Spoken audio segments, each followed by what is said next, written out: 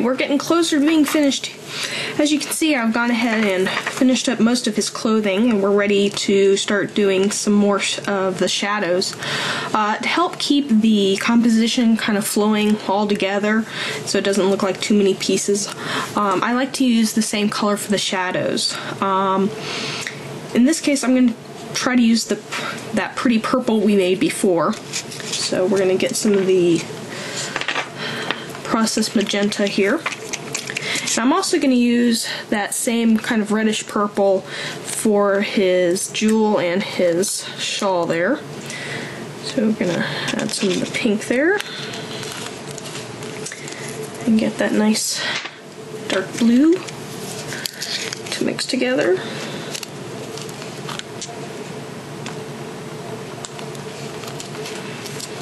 Because the reason I'm choosing the red violet is because it's the opposite of the yellow green we've used a lot of, so that's going to help cause a bit of contrast, and it should look pretty nice. Gonna need a little bit more red in there. Just going to take more of the processed magenta and add just a dip. Use a smaller brush here.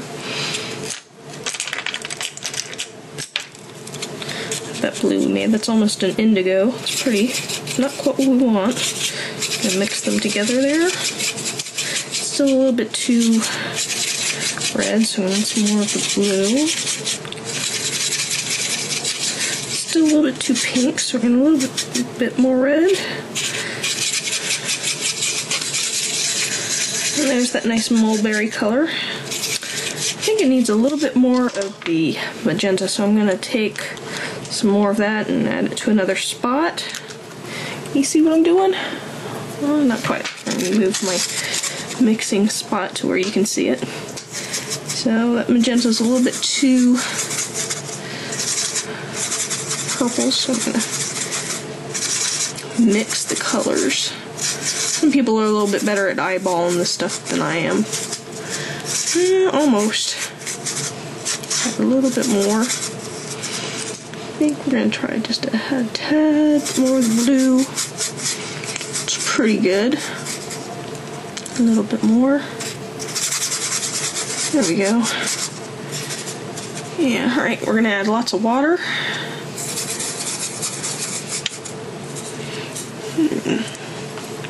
Let's test that on a piece of paper.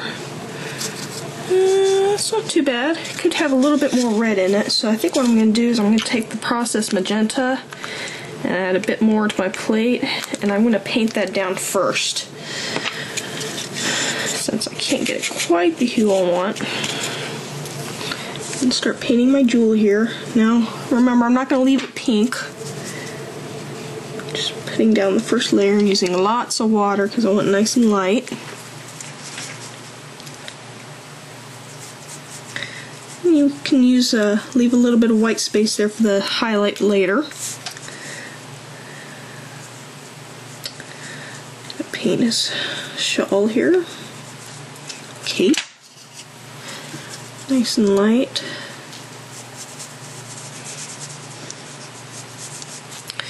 Put a little bit more on the brush. Hit the other side.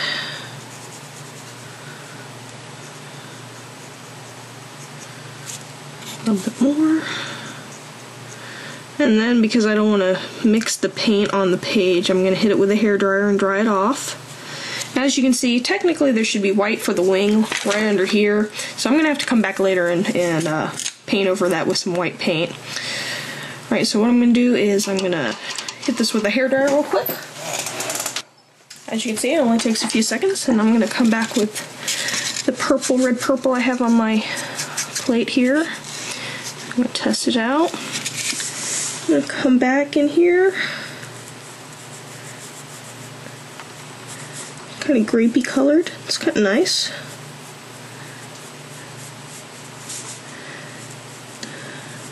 Brush in some shadows here.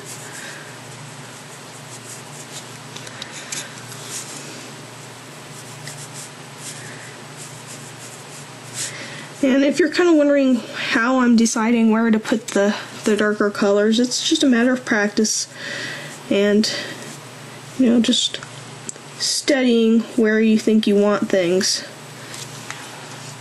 It's the benefit of practice. You know, the more you do it, kind of gives you an idea on how you want to do things without having reference present. It's kind of a transparent gem, so you can see the other side. Okay.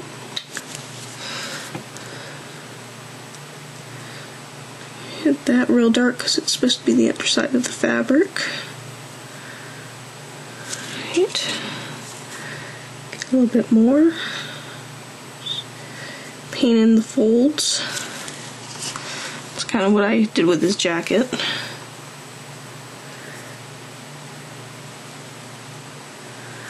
And just add a little bit more color. Darken it up.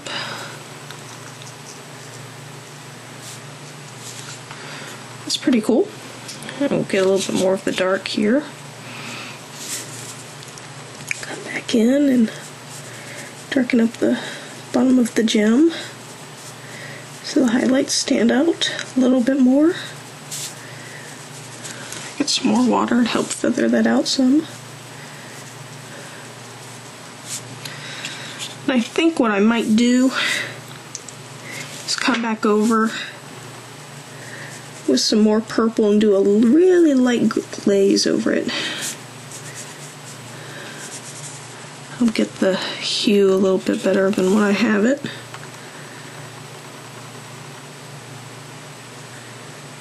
Get rid of a little bit more pink and have a little bit more purple.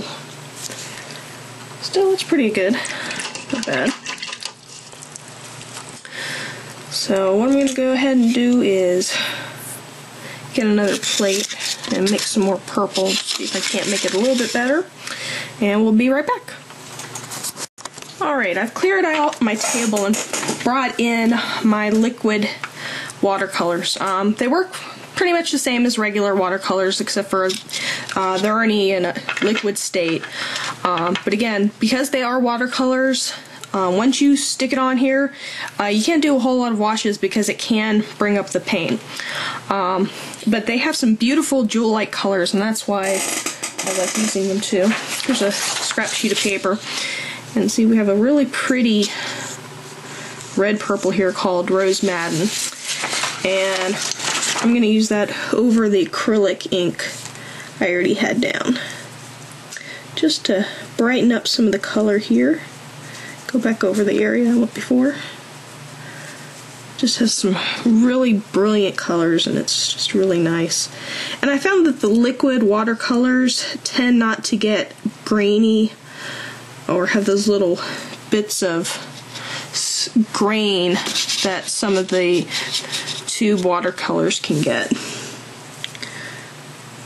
I've noticed a lot of pan watercolors and tube watercolors can do that, and I don't like the way that looks. I like my watercolors to be nice and smooth.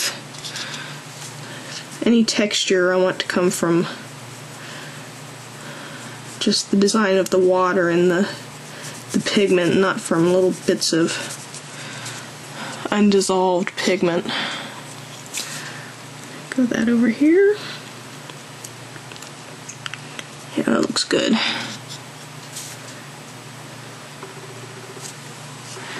And this stuff is very, very transparent, but it's also very strong, so a little bit goes a long, long way, so you only have to use a wee bit of it.